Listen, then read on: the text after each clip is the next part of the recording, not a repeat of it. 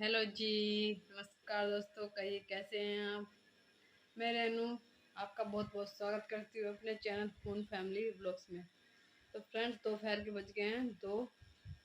काम निपटते निपटते 2 बज जाते हैं और सुबह से वीडियो शूट करने का भी बिल्कुल टाइम नहीं लगा।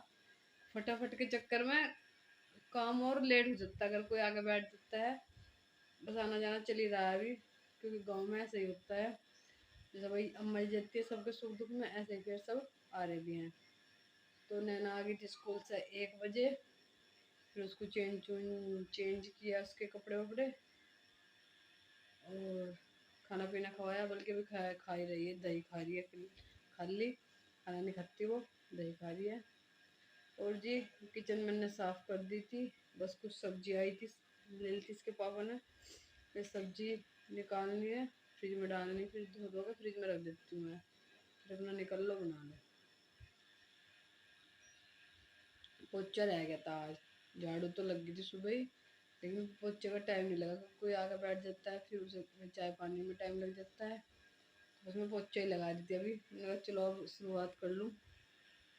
बस कमरे कमरों में रह गया था पोचा। बाहर तो मैंने आज पानी डाल के धो दिया था, और पूजा वाले की साइड में झाड़ू झाड़ू लगी थी, पोचा नहीं लगा। दोपहर का वैसे तो ऑलमोस्ट सारा काम निपट चुका है। बस ये रह रहे हैं, एक पोचा रह रहा है। और कपड़े कपड़े आज धोए नहीं, क्योंकि आज अमावस्या है। तो अम्मा जी कहते हैं दोपहर के बाद धो लिए। और छुटकू के नेकर पानी में को निकाल के डाल दिए थे। चलो जी, कर लेते हैं अपना काम। बस मैं आ गई हूँ पोछा लगाने, और झाड़ू पोछा करते करते ना 2 ढाई बज जाते हैं। सुबह तो इसलिए नहीं लग पाता, क्योंकि जब तक नैना स्कूल नहीं जाती तो झाड़ू पोछे का काम शुरू नहीं होता। सिर्फ पूजा वाले की साइड लगा देती हूँ और बरामदे की छत पर लगा देती हूँ, क्योंकि इस पोर्शन में बच्चे सोए रहते हैं। तो फिर सब चीज़ घाट वाट घेर के कमरे में झाड़ के बिस्तर जब भी झाड़ू लगती है तो भी अच्छा लगता है, क्योंकि फिर बिस्तर झाड़ते हैं फिर धूल सी हो जाती है तो अच्छा नहीं लगता। बस बिस्तर संगवा कर और झाड़ू पोछा करके, और बीच बीच में भाई कोई आती हुई रहती है तो उनके लिए भी चाय पानी करना पड़ता है। इसलिए झाड़ू तो लग गई थी, लेकिन पोछा रह गया था। तो पोछा फिर मैंने सोचा कि सारा काम निपटा के पोछा लगाऊंगी। और पोछा लगाने का मेन पर्पज ये रहता है कि भाई धूल मिट्टी से छुटकारा मिल जाए, थोड़ी सफाई लगाए। लेकिन धूल मिट्टी इतनी उड़ रही ना, अब जब मैं एक कमरे से दूसरे कमरे में जा रही पोछा लगा कर, तो उस कमरे में फिर पैर से छप रहे धूल के। तो इसलिए मैं पोछे लगा के सारे कमरों का गेट बंद करके, नैना आ गई थी, सारे कमरों का गेट बंद करके फिर मैं नीचे गई थी।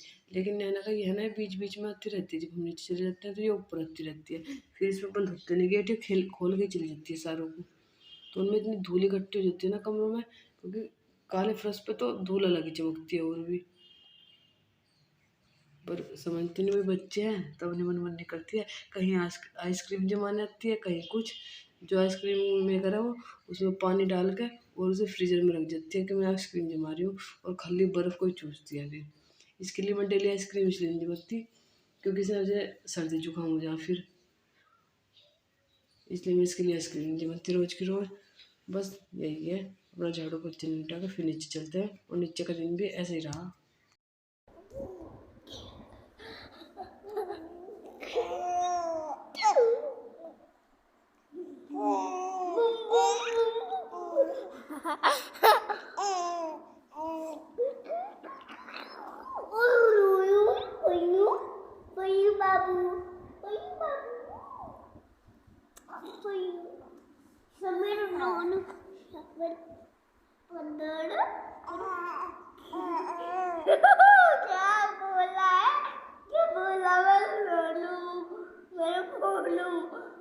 तो जी पोछा मेरा लग गया, 2:30 बज गए। पूरा आधा घंटा लगा पोछा लगाने में। और हवा बहुत तेज चल रही है आज भी। और अब मैं धोंगी कपड़े, दोनों बहनों के। बस अपने धोंगी मैं शाम को मशीन चला के, क्योंकि नैना की ड्रेस है उसमें। तो इनके कपड़े वैसे भी मैं हाथ से धोती हूँ, मशीन में बहुत कम धोती हूँ। दोनों बहनों के सरफ में भिगो के रख दिए थे। अब मैं धो के और मशीन में सुखा के इन्हें फिर तार पर डाल के जाऊँगी नीचे। और छुटकू को लेकर जाऊँगी दूध, क्योंकि वो दोनों बहनें भी शरारत कर रही है, अभी खेल रही है वहाँ। नैना भी नीचे चली गई है। नीचे चल के फिर थोड़ी देर आराम करके फिर आएंगे शाम को ऊपर। चलो जी, पहले मैं कपड़े धो लूँ दोनों बहनों के। ऐसा ना अभी धो दूंगी तो सूख जाएंगे, इतने में आऊँगी तो सूख जाएंगे, फिर प्रेस भी करनी पड़ेगी ड्रेस पे। और पिताजी के कपड़े भी हो रहे हैं आज प्रेस के। एक बार कर दो ना पिताजी के चर्रो पाँच। हमारे पिताजी ज़्यादा कपड़े नहीं रखते, 4-5 कुर्ते पजामे उनके बस दुकान पे जाने के।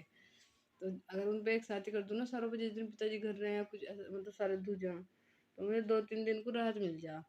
और आज पिताजी पे थे नहीं, और लाइट भी धोखा दे रही है। अब जो देखो लाइट सुबह चली जाती है 9 बजे, और 2-2:30 बजे, 1:30-2 बजे, 2:30-3 बजे तक मतलब आती है, बीच में गायब रहती है इतनी देर।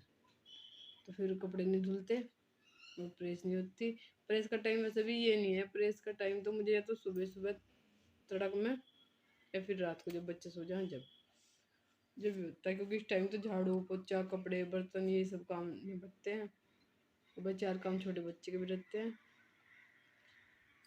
तो अभी फ़िलहाल तो मैं कपड़े धोऊँ उनके दोनों बहनों के, और प्रेस को देखूँगी रात को जब ये सो जाएंगे।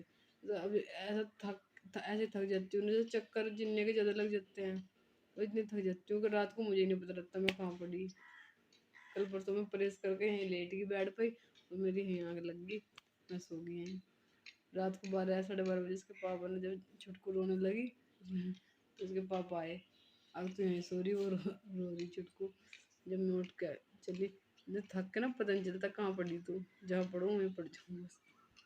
3 बज के कपड़े धो के आई हूँ दोनों बहनों के, और अब मैं लेके जाऊँगी पढ़ने का दूध नीचे बोतल वाला। और फिर सब्जी निकाल लूँ पहले तो, ये टमाटर वमाटर है ना वो गल जाए कभी। फिर नींद आने लगी बहुत कड़े वाली। इस टाइम ऐसा मन करा कि थोड़ी देर को आराम मिल जाए ना शरीर को, कि 4:30-5 बजे बिल्कुल उठ जाती हूँ, कभी 4:30 कभी 5। उससे बाद में तो उठती नहीं, पहले उठ जाऊँ। तो इस टाइम तक लगे लगे बहुत ज़्यादा दिक्कत हो जाए। चलिए मैं लेके चलती हूँ। और हम लेडीजों का ना एक बात और रहता है, एक काम में से 4-4 काम ऐसे सोचते हैं कि करके चले इस काम को भी, बस जो हो जाएगा सही है।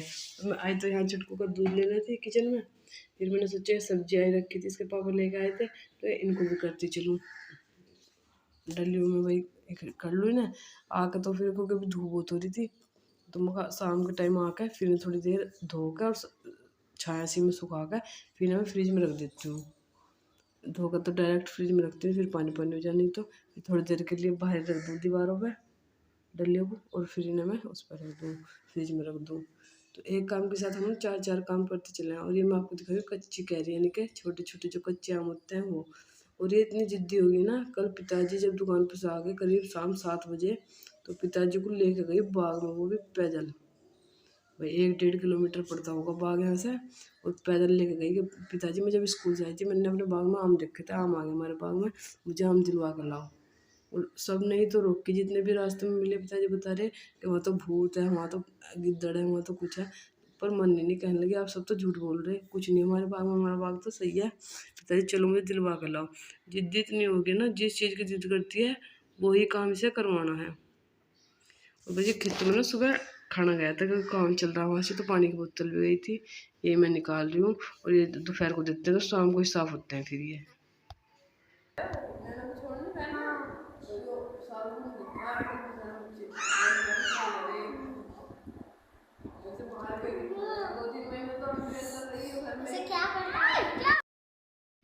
और मुझे नीचे जाते 3 बज गए थे। और जैसे ही हम लेटे खाट पे, छुटकू को दूध पिलाया तो छुटकू उठ गया पहले, तो फिर नैना उठ गई। फिर ये नैना के साथ जाते हैं बच्चे स्कूल में, ये आगे नैना से मिलने, ये लड़की आती रहती है इससे मिलने।